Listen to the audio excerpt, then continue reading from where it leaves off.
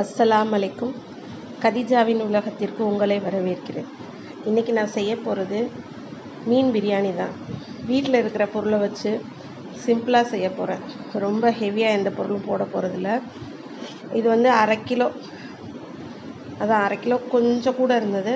அரை கிலோ மீன், வஞ்சர மீன் தான் எடுத்திருக்கேன், முள் இல்லாத மீன். அதை எடுத்து மிளகாத்தூள், மஞ்சத்தூள், இஞ்சி பூண்டு பேஸ்ட்டு, உப்பு போட்டு பெரட்டி வச்சுருக்கேன். அதுக்கு அரை கிலோ அரிசி ஊற போட்டிருக்கேன், பாஸ்மதி அரிசி. அதுக்கப்புறம் அது தாளிக்கிறதுக்கு ஒரே ஒரு வெங்காயம் தான் நறுக்கியிருக்கேன். ரொம்ப போடலை மசாலாவோ, எந்த ஒரு பொருளும் இப்போ ரொம்ப போடாமல் சிம்பிளாக தான் செய்ய போகிறேன். ஒரு வெங்காயம், 2 தக்காளி தான் நறுக்கியிருக்கேன், கொஞ்சமாக மல்லி, 4 பச்சை மிளகா வச்சுருக்கேன், அவ்வளோதான். அப்புறம் 3 ஸ்பூன் இஞ்சி பூண்டு விழுது. ஏற்கனவே மீனில் வேறு போட்டு பெரட்டியிருக்கோம், அதனால 3 ஸ்பூன் மட்டும் எடுத்திருக்கேன். நீ தாளிக்கையில் மிளகாத்தூள், மஞ்சத்தூள், பிரியாணி மசாலா கொஞ்சம் போட்டுக்கலாம் அப்படின்றத இது பண்ணுறேன். இது வாங்க, இதை நம்ம எப்படி செய்யலான்னு பார்க்கலாம். மீன் பிரியாணி செய்வதற்கு முதல்ல என்ன செய்யணும்னா, இந்த மீனை வந்து லேசாக பொரித்து எடுத்துக்கணும். பொரித்து எடுத்துக்கிட்டு தான் அதுக்கப்புறம் நம்ம பிரியாணிக்கு தாளிக்கணும். ஃபஸ்ட்டு பொரித்து எடுத்துக்கலாம். சட்டி காஞ்சிருச்சு. இப்போ ஒரு 3 டேபிள் ஸ்பூன் அளவு எண்ணெய் ஊற்றிக்கிறோம்.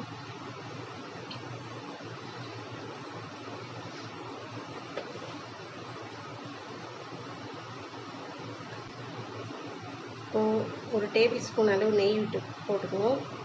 லாஸ்ட்டாக ஒரு டேபிள் ஸ்பூன். இப்போது அதில் வந்து 2 பிரியாணி இலை, ஒரே ஒரு பட்டை மட்டும் போடுறேன். ஆனால் ரொம்ப ஹெவியாக மசாலா சேர்க்கலன்னு, பொடி பிரியாணி பொடி போடுறதுனால எந்த இதுவும் சேர்க்கலை. பட்டை போட்டு பொரிஞ்சிருச்சு. இப்போ நம்ம வெங்காயம் போட்டுருவோம்.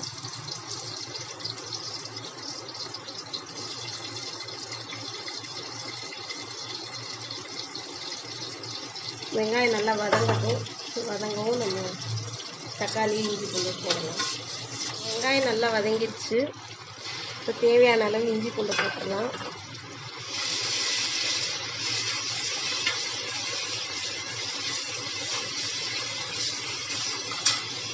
இப்போ தக்காளி, பச்சை மிளகாய், இந்த மல்லி எல்லாத்தையும் போட்டு விட்டுறலாம்.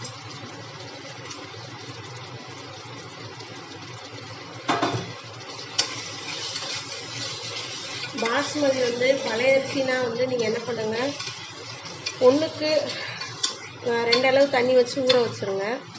புது அரிசினா வந்து 1.5 அளவு வைங்க.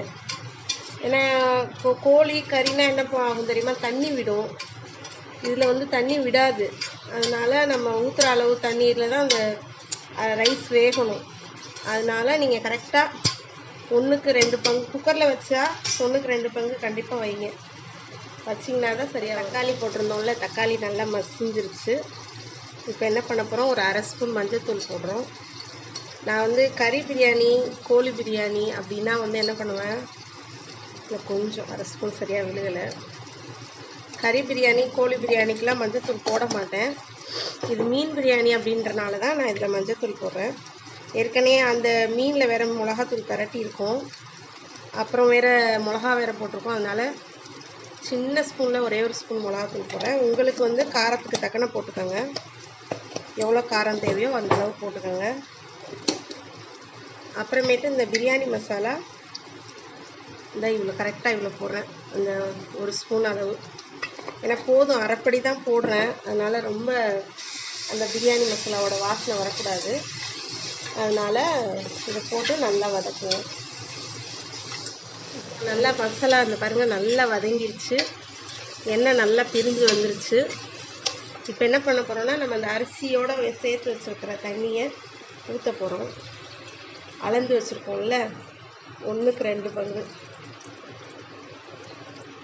அந்த தண்ணியை மட்டும் ஊற்றுவோம். அந்த தண்ணி ஒரு கொதி வரவும் நம்ம அந்த அரிசியை போடலாம்.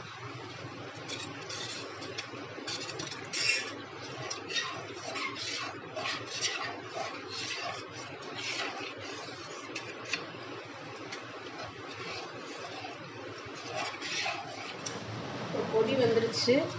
நம்ம என்ன பண்ணிடலாம், இப்போ அரிசியை போட்டுடலாம்.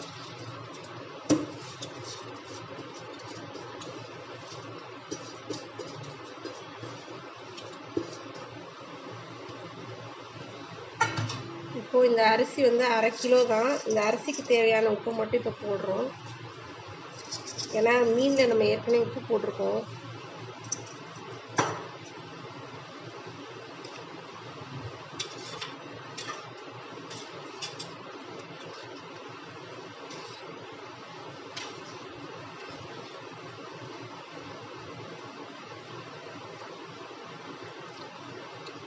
உப்பு சரியாக இருக்குது. இப்போ என்ன பண்ண போகிறோம், இந்த பொரிச்சு வச்சுருக்கிற மீனையும் இதிலே போட்டுருவோம். ஏன்னா அப்படியே மூடி தான் வைக்க போகிறோம். இது நம்ம ரொம்ப கிண்டலாம் போகிறதில்ல. சும்மா ஒரே ஒரு பொருட்டு அப்போ தானே அந்த மீனில் உள்ள சாறு உள்ளே இறங்கும். இது லைட்டாக அப்படி ஒரு கிண்டி விட்டுட்டு இப்போ மூடி வச்சிடலாம். கரெக்டாக ஒரு விசில் வந்தால் போதும். ஒரு விசில் வரவும் நம்ம நெய் போட மறந்துட்டேன். நெய்யை போட்டுட்டே மூடிடுவோம். அதான் டேஸ்ட்டு கொடுப்போம். அந்த மூடையில் ஒரு ஸ்பூன் நெய்யை போடணும். அப்போ தான் நல்லாயிருக்கும் பிரியாணி.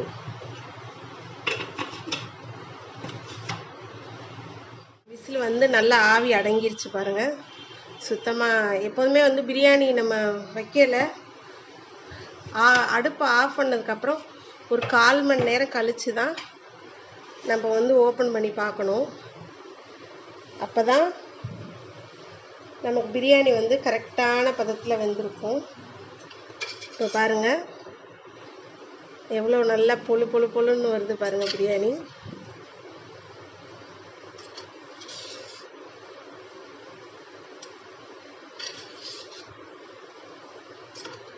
நல்ல கரெக்டான பதத்தில் வெந்திருக்கு. கொலையில் நல்லா பொழுன்னு வந்திருக்கு. இப்போது ஒரு பவுலில் போடுவோம் பீஸ்.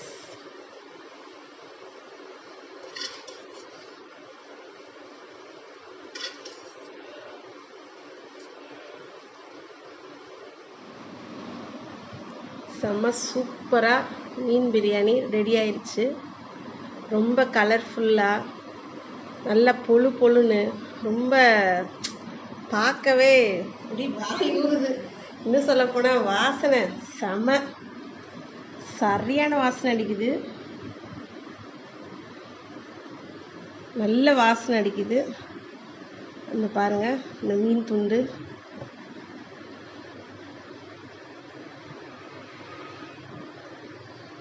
செம்ம வாசனை அடிக்குது. பிரியாணி சான்ஸே இல்லை. டேஸ்ட்டும் செம்ம சூப்பர். சுட சுட சிம்பிள் மீன் பிரியாணி ரெடியாகி விட்டது. நீங்களும் உங்கள் வீட்டில் இந்த மாதிரி செஞ்சு பாருங்கள். இந்த வீடியோ பிடிச்சிருந்தா லைக் பண்ணுங்கள், கமெண்ட் பண்ணுங்கள், ஷேர் பண்ணுங்கள், சப்ஸ்கிரைபர் பண்ணுங்கள்.